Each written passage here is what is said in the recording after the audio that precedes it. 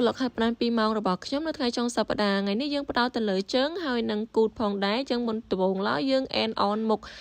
កញ្ចក់2 3ប៉ោះទៅណាដូចបានរូបចែងចែកក៏បានផុស story អួតគេដែរអញ្ចឹងអាប់ដេតពីបច្ចុប្បន្នភាពនៃការហាត់ប្រាណរបស់យើងដែរអញ្ចឹងលំហាត់ប្រាណទី1របស់យើងនេះគឺយើងផ្ដោតទៅលើគូតហើយនឹងជើងផងដែរអញ្ចឹងខ្ញុំហាត់បែបនេះគឺខ្ញុំហាត់បាន2ក្បាច់យើងហាត់បែបនេះមួយ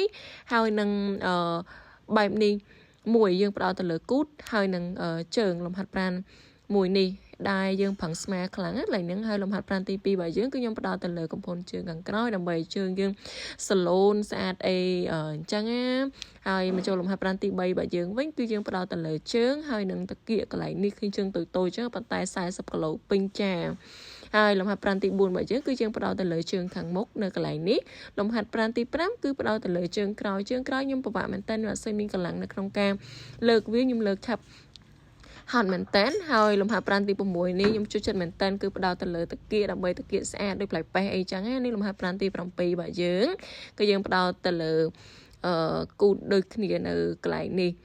អញ្ចឹងឃើញហាត់ស្រាអញ្ចឹងហើយប៉ុន្តែហត់ដែរហើយចូលសាហាវហាត់អញ្ចឹងដើម្បីយើងបានគូតយើងមូខ្លំស្អាតពាក់អីក៏ឃើញស្អាតអញ្ចឹងយើងចិត្តតែប្រឹងទៅព្រោះយើងអត់អំណោយផលពីធម្មជាតិយើងមានតែប្រឹងហាត់ប្រាណបន្ថែមហើយលំហាត់ប្រាណមួយយើងនេះទៀតគឺយើងផ្ដោតទៅលើ